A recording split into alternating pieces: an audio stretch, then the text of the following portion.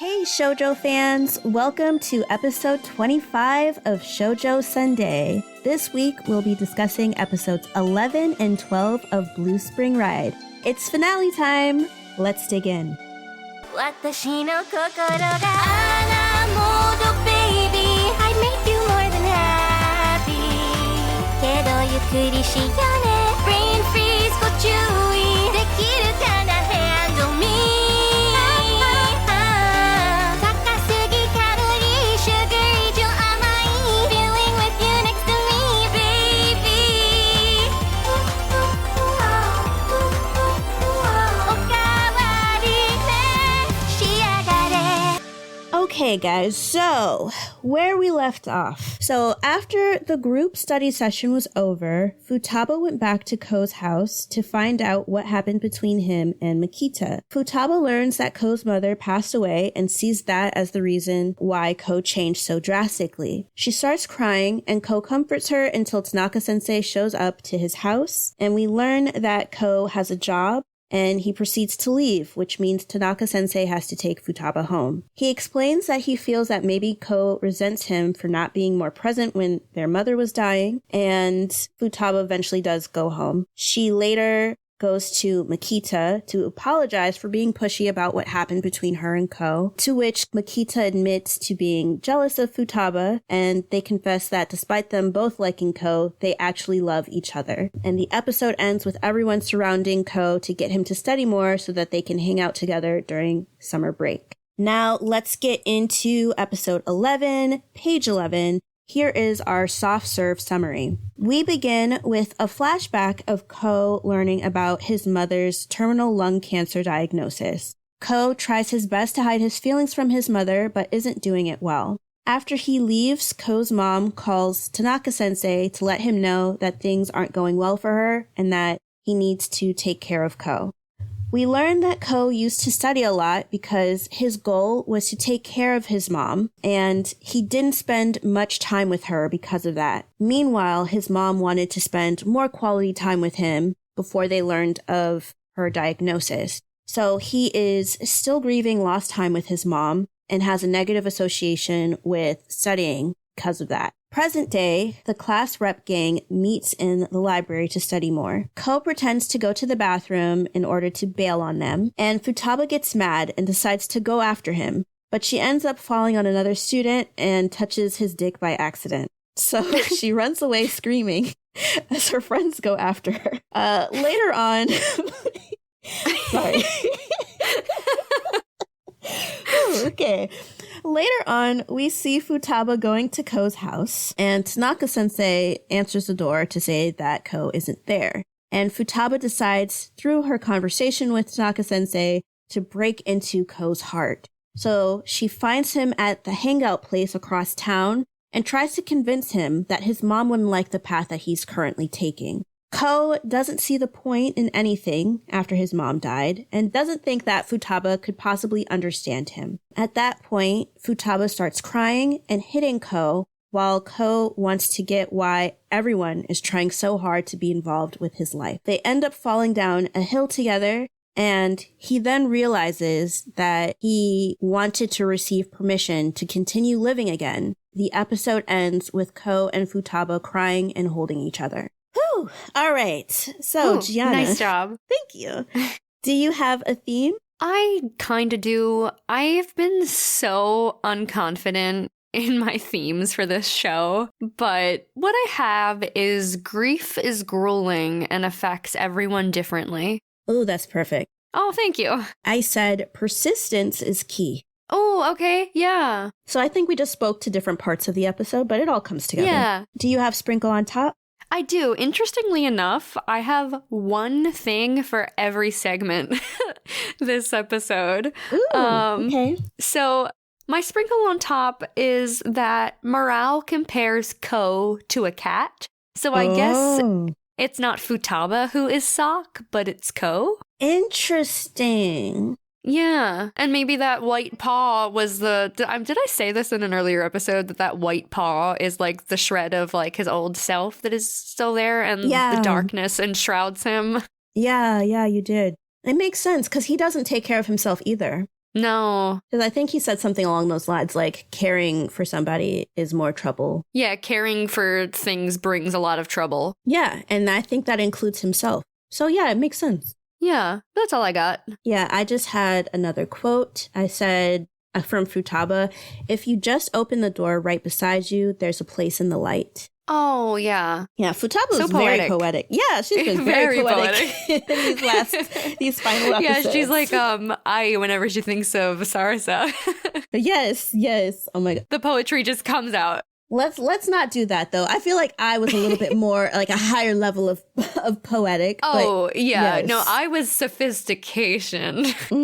But yeah, so let's get into Floats Your Boat. So I think to start off, I like the use of this flashback of Futaba running after Ko during Cops and Robbers, like being the reason that he's pulled out of his like dream where he's grieving his mom.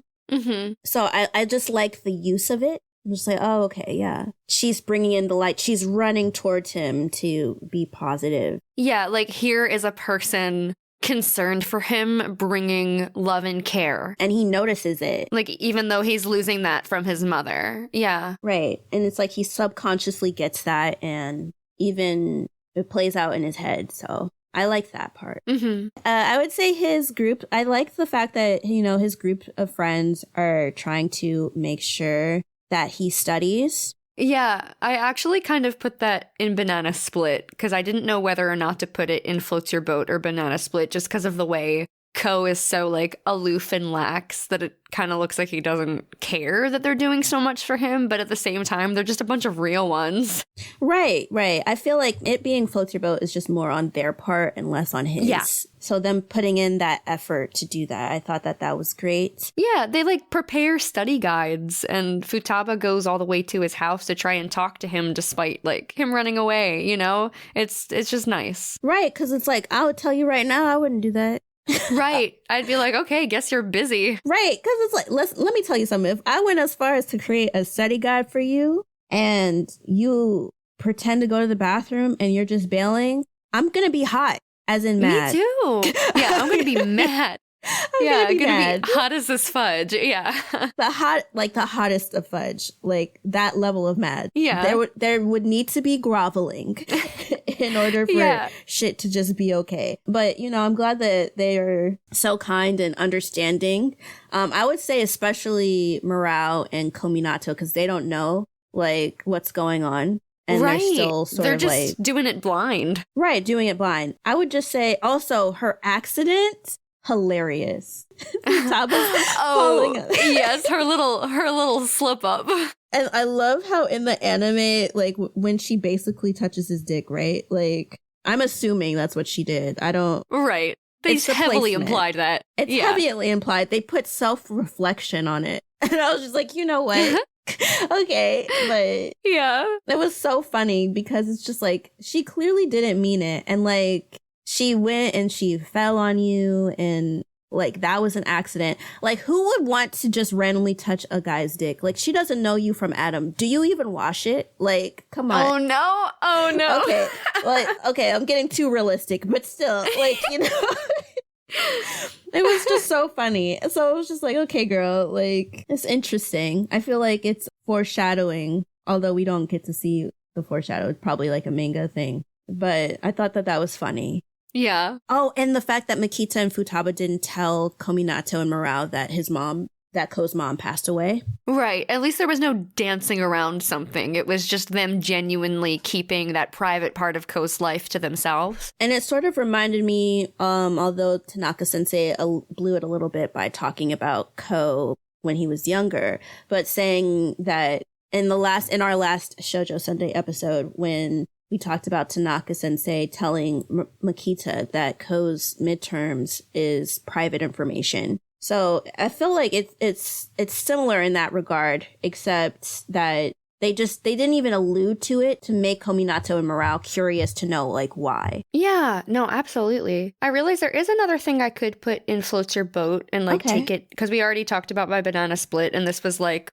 part of the positive of that. I liked Futaba's conversation with Tanaka-sensei at the door when Ko wasn't home. She was saying, he won't open the door to his heart, so I'll break my way in. And I think with everything that Ko had been through and the front he was putting up, I think that that's what he needs, essentially. And that's what the friend group is kind of trying to do already. So I liked her determination to reach him. Right. And I think that Tanaka-sensei seemed partially motivated by hearing how passionate Futaba was. And he even compared her to being like a storm. I just think it was a really cute interaction because it seemed like she was trying to get advice from him, but it's like, this is the same brother that he's been running away from, like, this entire anime. So, yeah.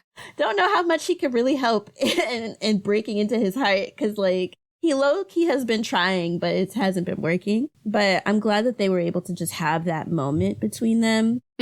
And it was cute to see, like, once he went back inside that he was, like, reminiscing over, like, family photos and his baby photos. And I was like, that's so cute and sad at the same time. It is, yeah. So, I guess to say first, they had a much nicer moment in the grass in this episode than in episode 8. Right? It finally felt like Futaba was getting through to Ko with the things that she was saying. Grief is so difficult and manifests differently in everyone, and it looks different day to day. And I think she really said something beautiful when she was like, what you lost was so big, and you can't replace it, but we can help you keep going, essentially. She validated his loss and his pain and the space that was left in his life, but reassured him that he is loved, and while it's not a mother's love, they can be there for him in their own way. Beautiful. Beautiful. See, you talk about me flushing shit out. You've got that, like, on Every point. now and then, I, like, really do a paragraph.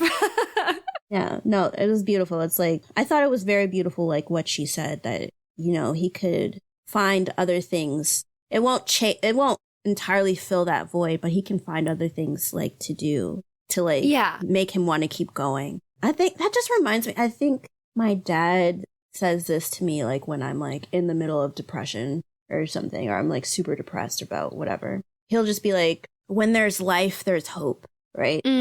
So I feel like in this, it could be applied here for Ko, and that I think so. Yeah, you know, he doesn't have to just sort of be passing by through the world. Like, he can take part in it. Yeah. And I guess the last part of my Floats Your Boat, which is also connected to that scene, is the fact that Ko realized that he's been seeking permission to keep living this entire time. Or maybe not seeking it. It's like he didn't realize that he wanted permission to keep living. Right. And so to get that from Futaba and everything, it's like he was able to, I guess, let go of that facade he was holding on to and able to cry. And so it's like she was crying, which that in and of itself, that's a slight I scream, you scream. Because why are you crying on somebody's face? I swear to God. Like, at least... Why are you crying on somebody's face? Like, just get up, girl. Or at least move your head to the side so it gets on the grass. Or it gets on, like, his clothes. Like, not on his face. Like, it was literally on his, like, chin and stuff. And I'm telling you, I could not... I mean, I know he was realizing things, right? He was partially listening to her in his head at the same time. But... like, I don't even like it when I cry. And you know, like, if you're crying too hard or something, and then, like, your tears start migrating from, like, the trails down your face, and then it's, like, getting in your ear, and, like, all that shit. Like, I hate it when I'm crying. It takes on a path of its own. Right, it takes on a path of its own. I cannot imagine somebody else, like, crying on my face. Like, cry on my shoulder. That's terrible. Like, just not my face. That's like, I don't know how to handle that. Or at least at that point, I would have been like, let me put my hand on your eyes. So it's like, not on my face, but still, I thought it was cute that he, like, started to hug her. One, because he was overcome by emotion, and then two, like, within my subconscious, as in Chika's subconscious, to get her to not cry on his face. Yeah, it was a beautiful thing that he did like scooping her into an embrace like that. Like he, not even from like the romance standpoint, just from a support standpoint, he needed that. And honestly, I wonder if she did too, just to know that she reached this person she cares about. I think she did need that in that moment. Yeah. Because she was trying so hard just to get through to him. And here he was finally letting her in. Yeah, but that's all I had for Floats Your Boat. Do you have more? No, that's it for me. Let's get into Banana Split.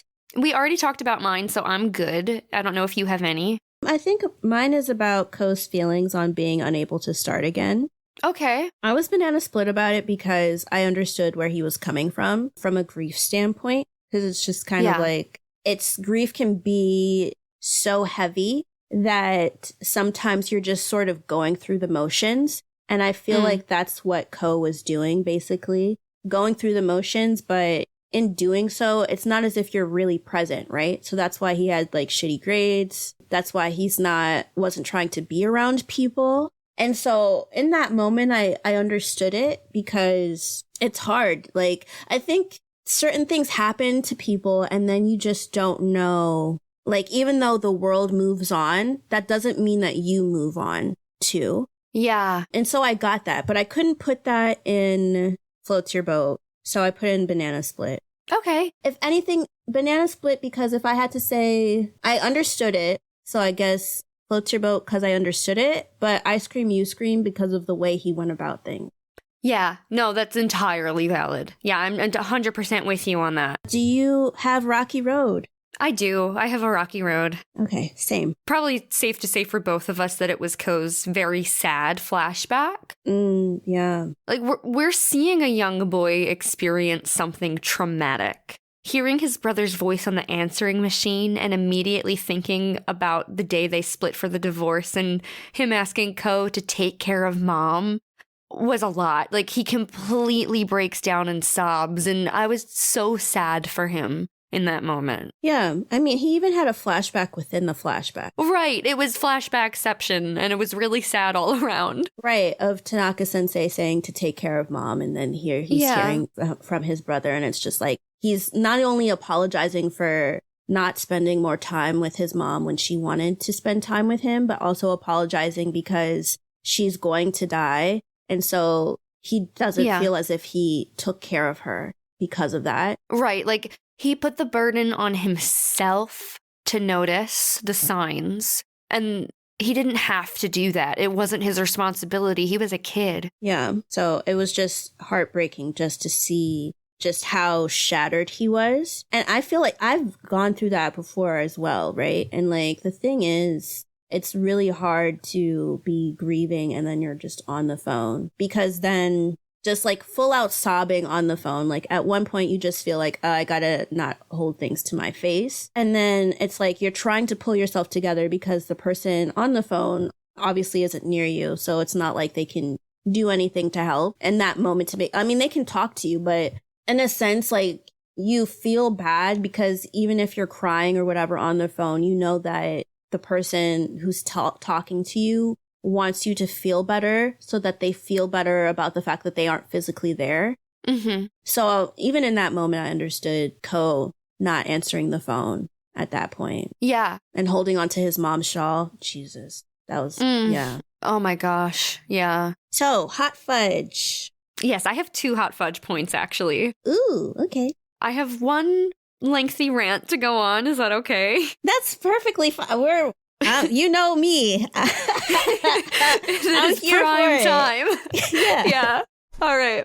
So, in the flashback, Ko is studying, and his mother tells him that she's feeling lonely all the time because he's working so hard. And he says, "You'll feel better when I'm bringing in lots of money." And this is honestly like so sad to me. And I'm going to try not to get too meta about this, but I just kind of feel like somewhere along the way, humans lost sight of what life was supposed to be. Here's a boy who lost what he didn't know, what was vital time with his mother, because he spent so much time trying to become successful in, like, the capitalist world we have to navigate. Call me an idealist, but I just hate thinking about people suffering to make ends meet and not being able to spend time with loved ones or enjoy hobbies because work has to come first.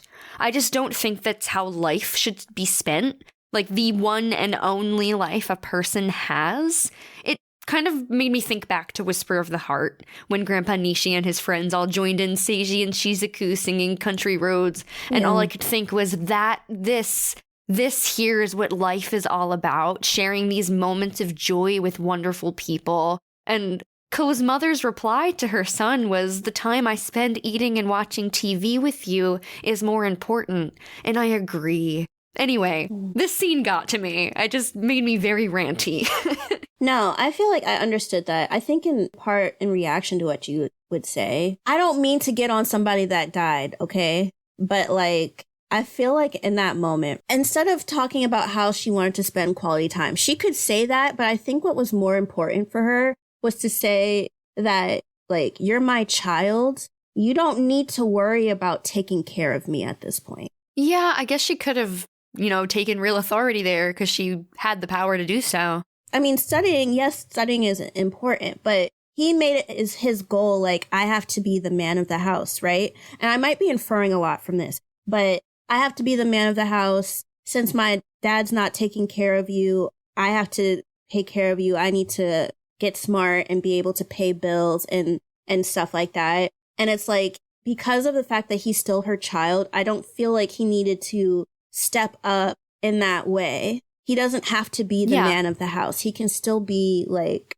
her child. And I feel like if she just said that, then maybe he would have been like, thought on it more. Maybe he would have spent more time with her instead of just saying like, oh, well, watching TV and having the quality time with you, that's important. And that is important to say. But I think that if she had just reestablished the fact that he is her child, he is still a kid, he should still have a life, right? Outside of studying, like hobbies, friends, people, like them going to this new place. Who knows if he had friends or people to talk to? Like, I just feel like if she had done that, maybe, who knows, because it was a brand new school, but maybe he would have had people around him to lean on when he found out that she had terminal cancer that were physically there. Yeah. Like a friend or something. But he didn't have that because he was so focused, like, I'm going to study, I'm going to do better, I'm going to do all of this so I can take care of my mom.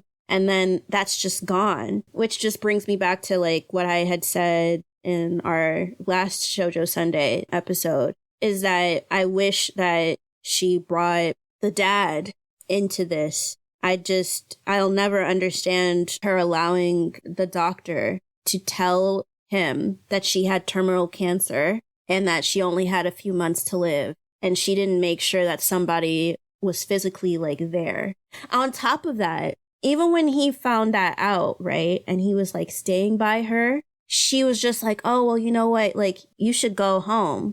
And at that point, he wanted to stay, right? He was like, oh, I can still be here. She's just like, oh, no, it's fine. Like, you should go home. And he's like, okay, like, I have to prepare for your hospital stay. And I just would have gone about that different, because if you aren't going to at least call your ex-husband to have him physically be there for your child, then even if it's hard, at that point, that's a discussion. You should navigate his feelings of grief with him because you knew that you were dying and you knew he knew you were dying and he was trying to play it off. But you're the only one that's physically there. So those tears could have come out with her there, and she could have reassured him in that moment when he was like saying, oh, I'm sorry, for not spending time. Like, what that would have done to his grieving process, to have been able to tell her how sorry he was for not spending more time with her, and her just being like, I forgive you.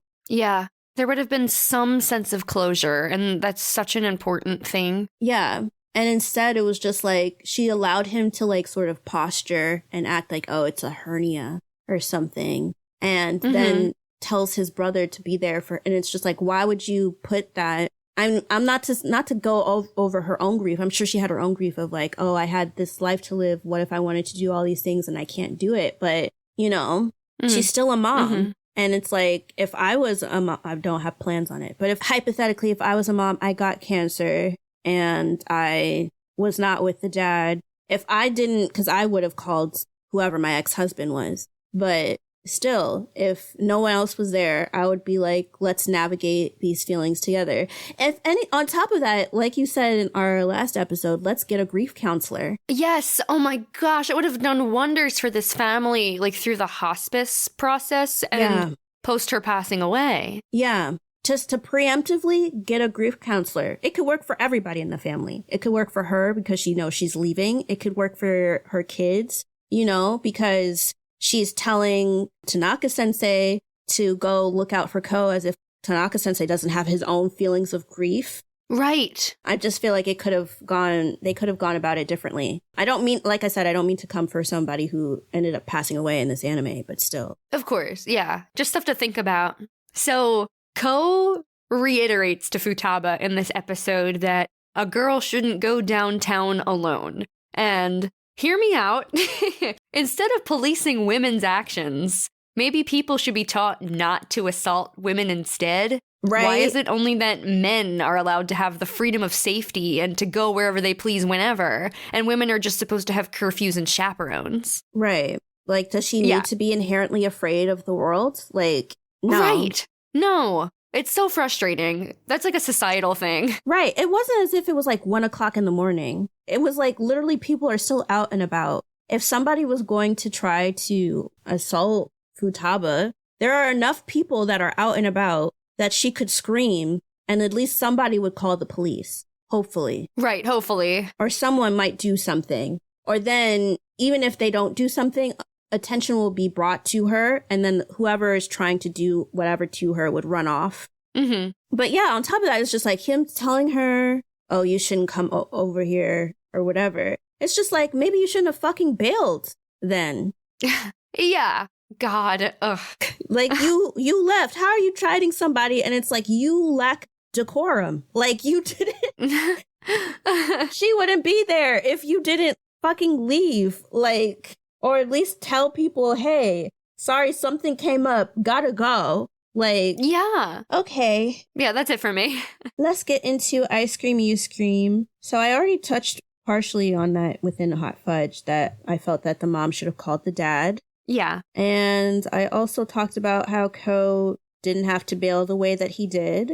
Mm-hmm. So I just have one last thing, but it's kind of small. So I don't know. Oh, same. I have a small one too. I wonder if it's the same thing. We'll see. Okay.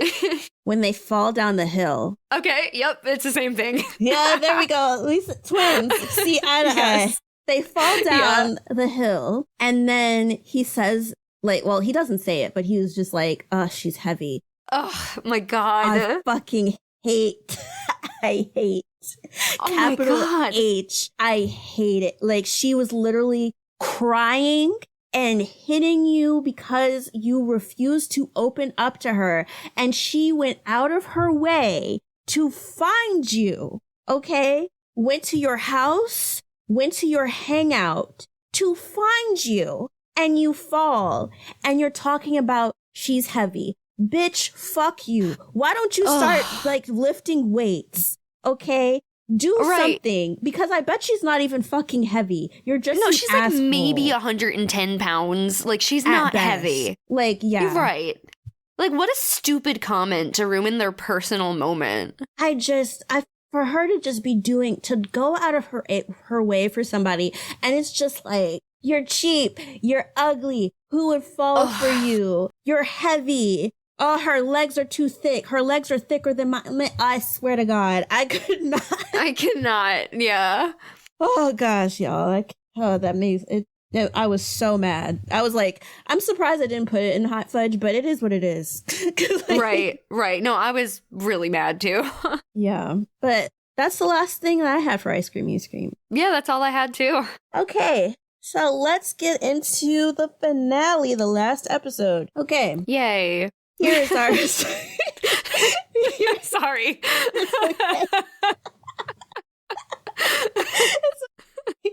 Same wavelength.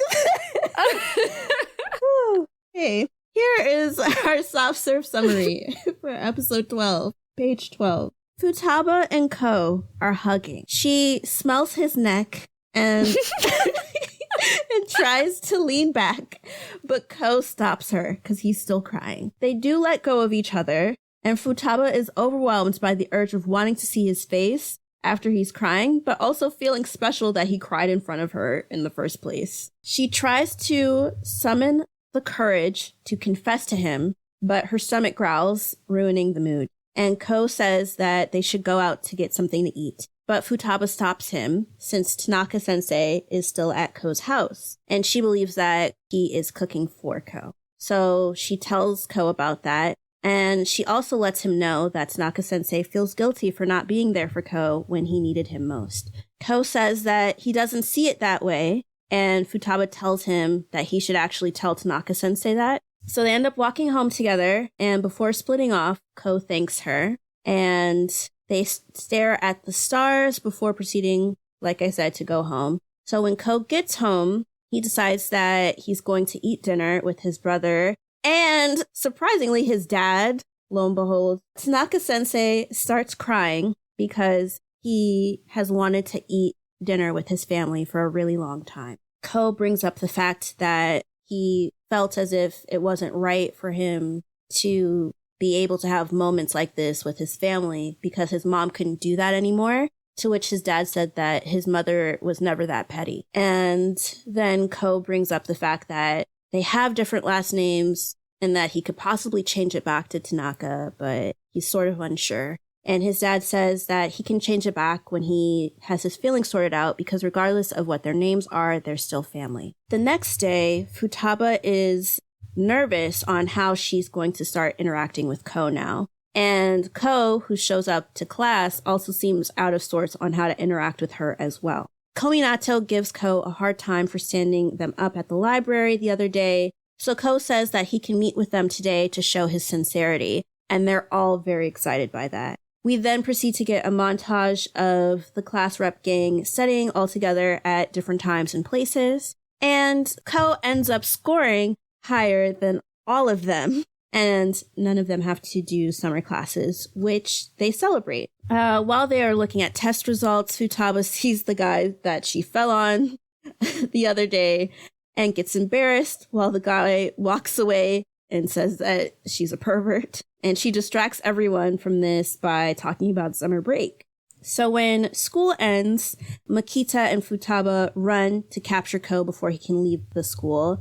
And Murao gets called by Tanaka-sensei. He calls her by her first name and nickname. And he comments that it was the first time he's seen somebody call her that way. And she said that she finally found a place to fit in. But her feelings for Tanaka-sensei haven't changed. She wishes him a happy summer break and runs off. At that point, Kominato shows up and tells Tanaka-sensei that if he allows Murao to get ideas in her head and hurts her, then it won't end well for him. To which Tanaka-sensei retorts that, is it okay if she doesn't get hurt, before walking off and wishing Kominato a good summer break. Class rep gang meets up again at the school entrance, and they decide to go somewhere to plan their summer vacation. And that is the end. So, Giana, do you have a theme? I attempted a theme. I said, it's never too late to make the changes you've been wanting to make on yourself and in your life. I think that was a bit unserious, but making my theme. But I said, okay, the power of friendship can change anything.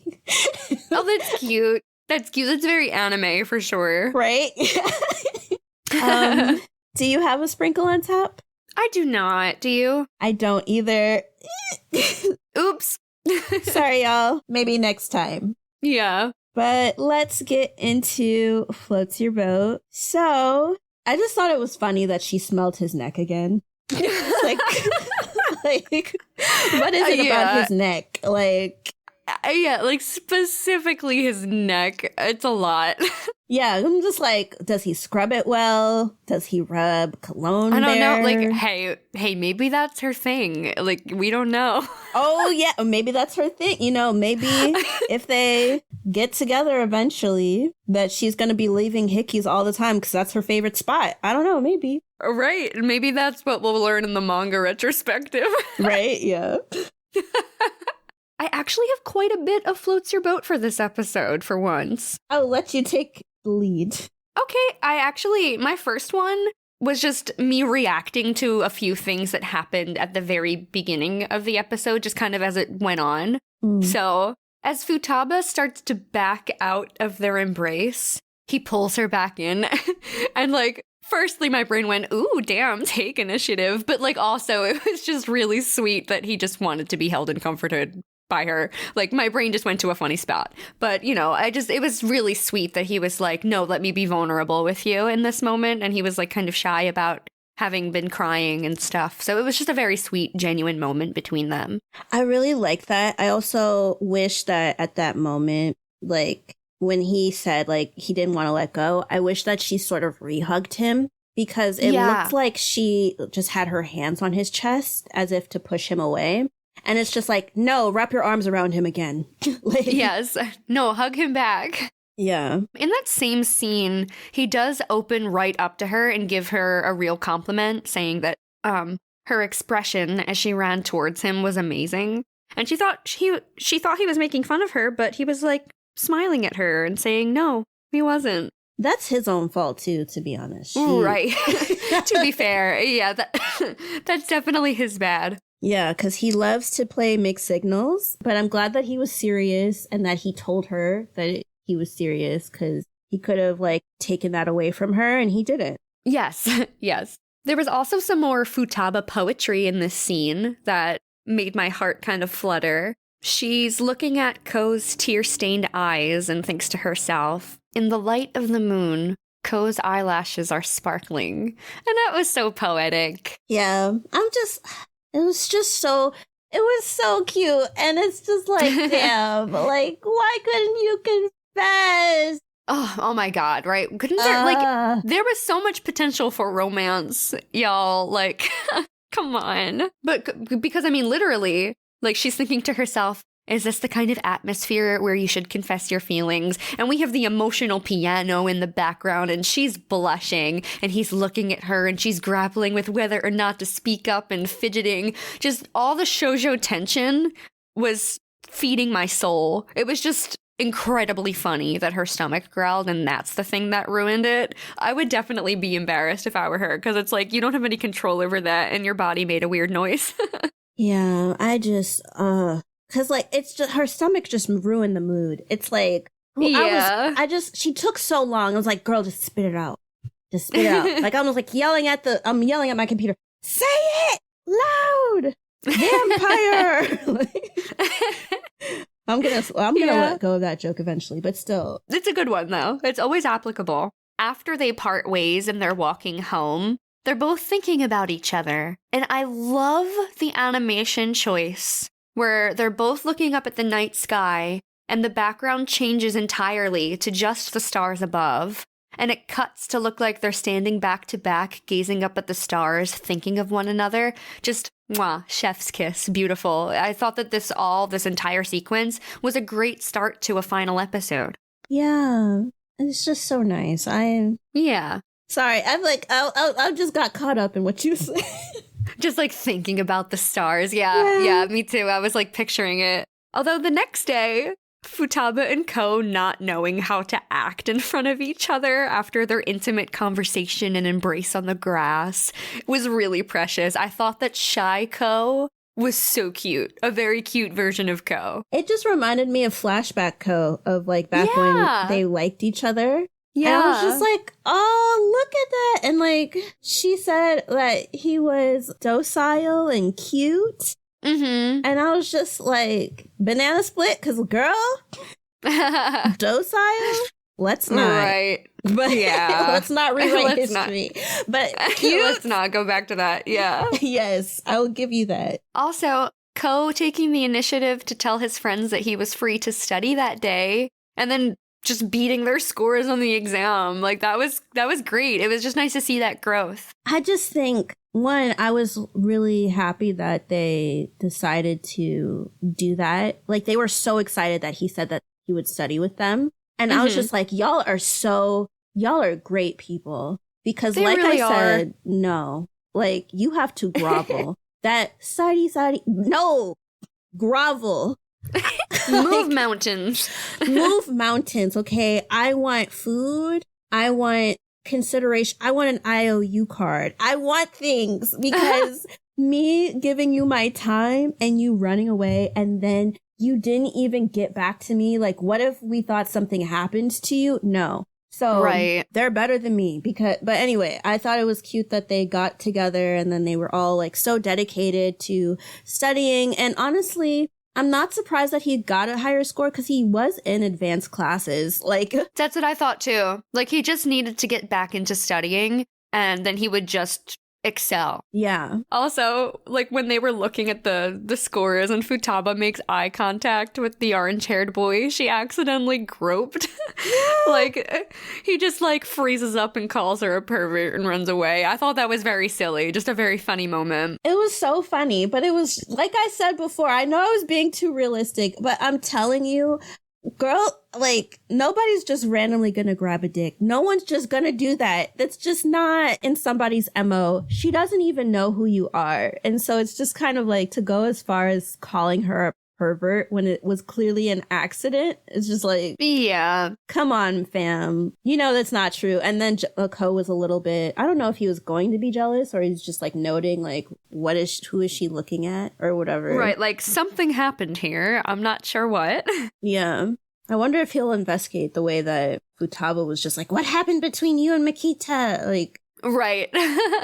I mean, Futaba, if she was to be like, nothing happened, you know, that'd be very funny. Because, yeah. I mean, I'm sure he'd be able to very quickly get it out of her, though. Right. I think she would just tell the truth. Yeah, she might. I just have one more floats your boat. I just really liked hearing Futaba and Makita refer to Morao as Shuko and Shuchan.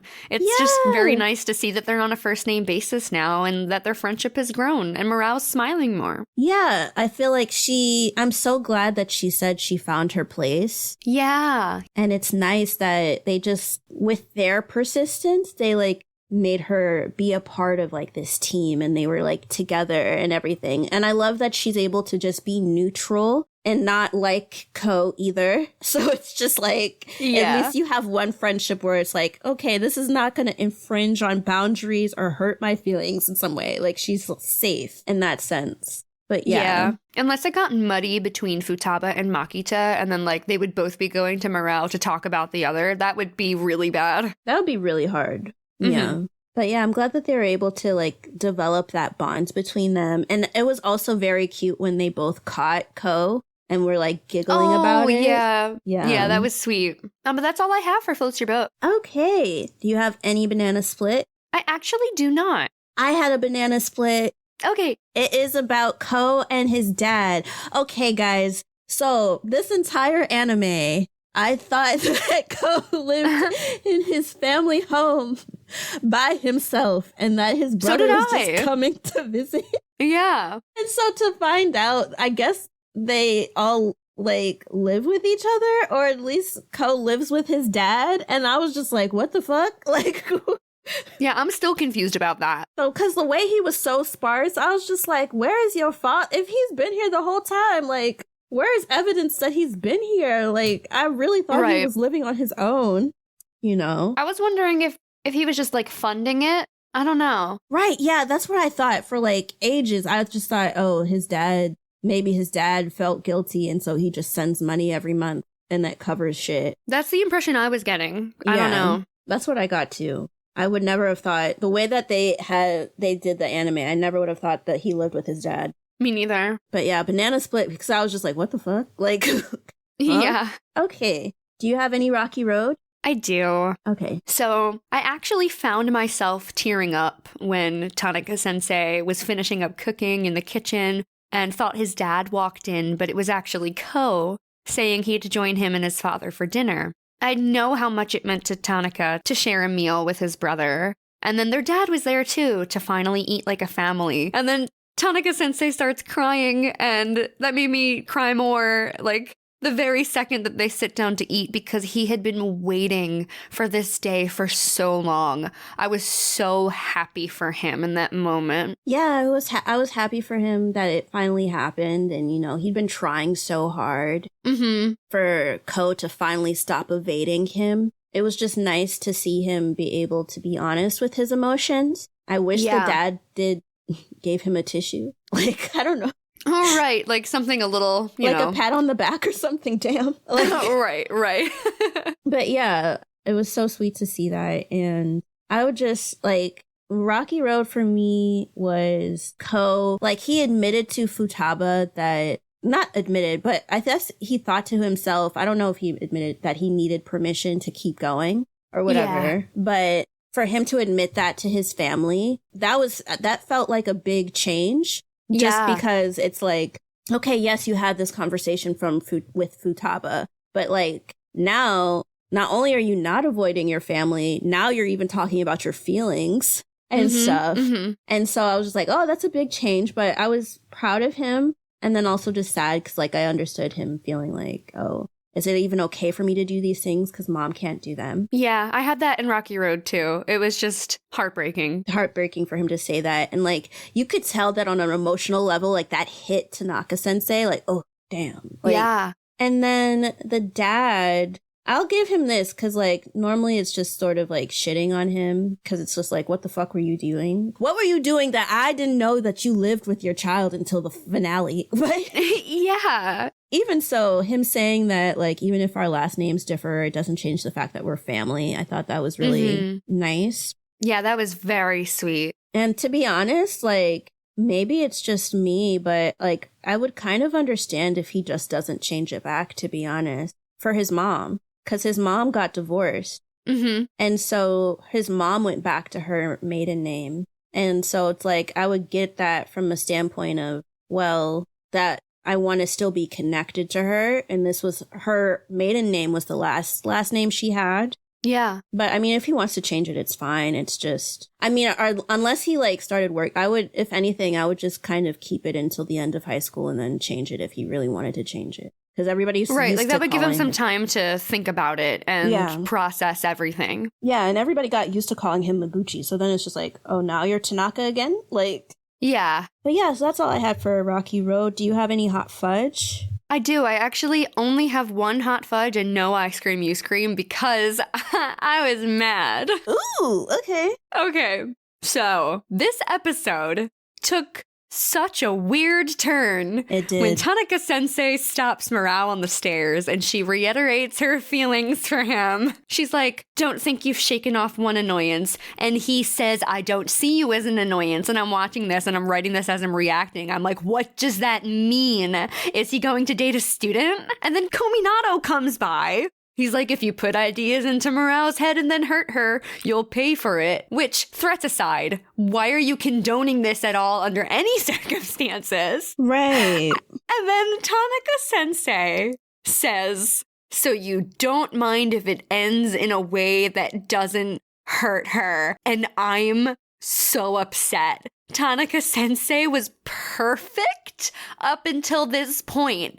Oh my God. Like, it's all so bad. It's all so bad. I hate it. I hate it so much. He's just ruined. Completely. Just fucking ruined. You know what? I don't even know how I didn't put that in hot fudge because I agree with you. I just feel that, first of all, for him to establish boundaries, right, in that earlier episode to be like, you're a student. This is never going to happen. Don't put me in like an uncomfortable position. To then call her by her first name and nickname when you know that she likes you or used to like you. I didn't like I didn't like that at all because it's just like, in even doing that, it gives somebody hope. And I just don't like the fact that he entertained it or allowed her to even entertain that and stuff. And to the point that she had to reiterate her feelings for him. Yeah.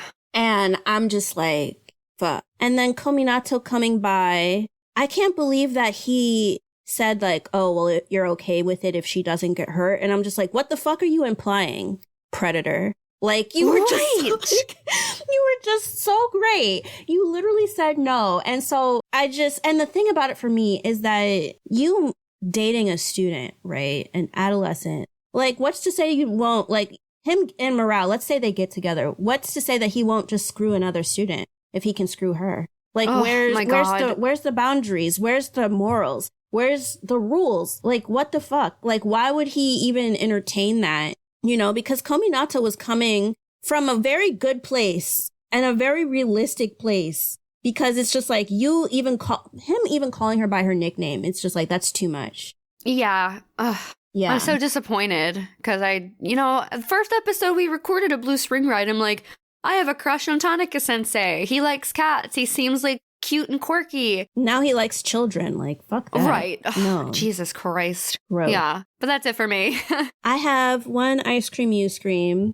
Okay. Although maybe it could be hot fudge. So this anime ended with no like straight up confession. Well, I mean, there was confessions, but that were rejected, but no straight up confessions or whatever. They had to use a montage of Ko's mixed signals at the end to remind people that it was supposed to be a romance and not just a like everybody kumbaya, we're all friends, come together like type bullshit thing. Right. And for me, I don't like that this anime is implying that you need to fix a man in order to get with him. Right. Oh my gosh, because that's not realistic and also not okay. Right. I feel like they needed, like, and we said this before, Ko, Tanaka-sensei, the whole family needed a grief counselor. And so to just put that responsibility, because Tanaka-sensei sort of did that as well, on Futaba, keep going, keep trying, right? Keep talking to him. He's a good kid or whatever. And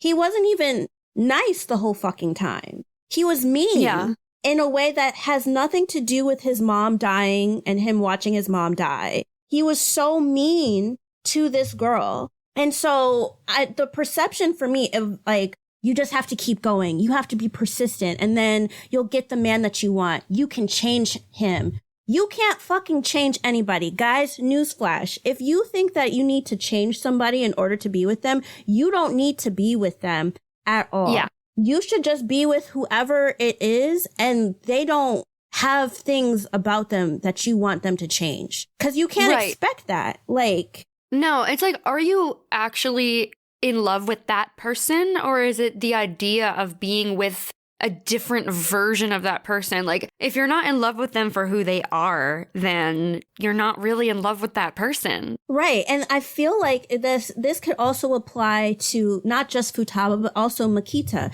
He literally walked you across a fucking river of flat rocks. God. And then at the end of this anime, she's saying, oh, I'm going to try harder in the summer.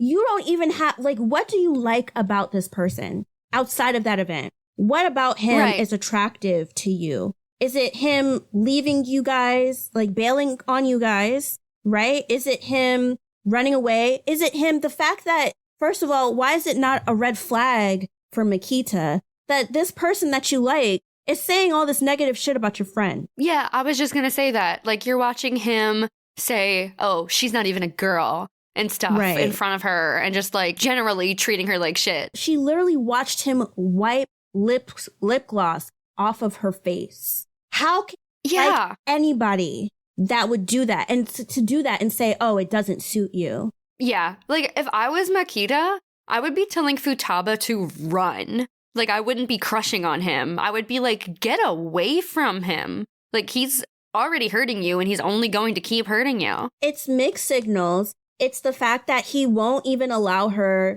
He doesn't want to be with her. He's saying shitty things about her, but he doesn't want her to be with anyone else. And that's so selfish and toxic. Oh, God. There's nothing romantic about it. And it's like for her to just be like, oh, like, I like the way that you smell or whatever. But it's like, what, Futaba, what do you like about Ko now? Don't go off of this flashback, right? He even said it himself. Like, don't go off of who I used to be. I'm not that person anymore. He is not that person anymore. Because before, he wasn't saying that, oh, your legs are fatter than his. He wasn't calling you cheap. He wasn't rubbing makeup off of your face. He wasn't scoffing at you trying new shampoo. Okay. He wasn't making fun of the friends that you have. He wasn't talking down to you. He wasn't doing any of that stuff. So how you can like the person currently and they're doing all of these things to you, saying these things to you, I don't get it. And you know what? It also reminds me a little bit of Kageki Shoujo when Ayako got that eating disorder, right? It was because of the fact that she felt pressured to do it because what the teacher said and what people said around her, right? And in the scope of Blue Spring Ride, Futaba is still a person that is highly impacted by the people around her and by what people say about her. And so for me, I'm just like, he keeps commenting on her weight. Like, what if she decides to have an eating disorder? Because she thinks, oh, he likes smaller girls. And she's not even fucking big. No, gosh. And he just keeps making comments regardless. Comments on her weight and how she's incompetent. I just feel like it's a really big disservice. I hope that girls that watch this anime don't think that they should change themselves to be with a guy. I hope that they don't believe that a guy saying hurtful things to you is okay, because it's not. You can be there for somebody, but you don't need to be their therapist. Yeah. And it's not your responsibility, and no one should make you feel as if it's your responsibility to bring that person back to who they used to be. I don't like how this sort of played out. And then at the end of it, we never get to see the good side of Ko. No, we don't. It just ends. It's another anime that just ends, and it's so frustrating. Right. And it's like no second season in sight. It's 2022. This thing came out in 2014. That's 8 years. Yeah. There's not going to be a second season. And so, not that I'm against manga retrospectives, but it's like, I wish that when people were making anime, maybe instead of people have been doing a lot of like 13 episode stuff, right? But I remember like up until like mid 2000s, let's say up to 2010, because after 2010 it sort of stopped, right? They were still doing like 26 episodes. They could have wrapped this whole thing up in 26 episodes. Yeah, it's like, but at the same time, that would be hard on us, but still. I don't know if I could take 26 episodes of this anime. Of Ko. Yeah, of Ko in particular. There are some other interesting characters that I would like to see explored, but I don't think I could handle 26 episodes of Ko's mixed signals and insults and toxicity. I just couldn't do it. But I would hope that there's like, he turns a new leaf and he's saying all this nice shit or whatever. And so for me, it's like, I would have liked if we got an episode of him just being purely nice to her and no more mixed signal bullshit. I would have liked to see that. It seems like that is what they're implying happens with him turning this new leaf and wanting to study and talking to his family about his feelings and genuinely complimenting Futaba. They're implying that it's going to get better and perhaps they'll end up together. But I don't like that it's up for interpretation. I would rather just have it happen on the screen for us. Or at least if you aren't going to do a second season, like just end it off with, I like you or some shit like that. Yeah, at least at a point where they can grow from. It doesn't have to be perfect. Maybe they just say, I like you. We have a lot to figure out. And they walk into the sunset holding hands. That's enough for me. Right, because the anime, the basis of it is supposed to be romance. And it's not like it's bad to find friends along the way, but I don't personally think it should have really ended with like, oh, kumbaya, we're all friends, let's plan our summer vacation. No, it should have ended off with Futaba and Ko at that shrine again, either confessing to each other or about to confess to each other. I would oh my god, like imagine, sorry, I'm getting lost in it now. Imagine, okay, so back in middle school, they met at the shrine in the rain. Yeah. And that was like watering their romance. And then now in high school, they met at the shrine and the leaves had fallen, right? And so it was like their romance had died and was dying. Yeah. But what if they met at the shrine with the spring flowers in bloom and blooming spring flowers and they confess their feelings? It would be finally the culmination of the rain that fell when they were in middle school. Right, like their love springs again. Yeah. Yeah. And then, of course, I know that she kind of explained the title in a really roundabout, poetic way during the outro, but that would even more make it come full circle. Blue Spring Ride, for it to end in a spring that is beginning between the two of them. Yeah. Oh, I'm so disappointed. Right, because it could be blue because it's like, oh, it took, learning about his mom for them to get to that point. But still. Yeah, I'm so disappointed. Look at us rewriting the ending. You're right. I know. Again, we keep rewriting the endings. I hope soon we don't have to do that. Hopefully. But yeah, I guess that's it, right? Oh my god. I think so, yeah. Another show in the books, guys. Woo. Well, that is the finale for Blue Spring Ride. And this has been episode 25 of Shoujo Sundae. Please make sure to follow us on your preferred podcast platform. We are literally everywhere. Rate us 5 stars on Spotify, 5 stars on Apple Podcast. If you're on Apple Podcast and you loved our review of Blue Spring Ride, you could also leave a literal review. Like, we say 5-star review, but it's like you can leave like 5 stars on Spotify, but Apple, it lets you write things. So if you have any gushing words, if you're feeling poetic about Shoujo Sundae and what we bring to the table every Sunday, then please go and leave us that review in Apple Podcasts specifically, because a lot of people look over there. But like I said, anywhere you listen to us, leave us 5 stars. Also, make sure to follow us on social media. It would help out so much, you guys, if you interacted with our social media content. And I'm not just saying that as part of the social half of Shoujo Sundae. I'm saying that genuinely. Like, both Giana and I would be so happy to interact with our community more, our listeners more. Yes. So just, you can like our posts, but, leave a comment, or I guess if you have like a reaction to something that we said, like, comment it. Like, we would love to see that, and we'd love to hear from you. With that being said, I am Chika Supreme. You can find me on Instagram and on Twitter at Chika Supreme, and that is Chika with a K and not 2 C's. Giana? I am Giana Luna. You can find me at Giana_Luna_ across socials, and that's Giana with 1 N. Okay, so we will see you guys next week with a new film. Yes. Make sure to comment. I know I say this, but make sure to comment, like, on our post of this episode, what movie do you think we're going to be reviewing? I feel like you kind of already know, but you probably know. you know, but still, leave that comment. We'd love to see it. Anyway, see you guys then. Yeah, we'll see you then. Bye.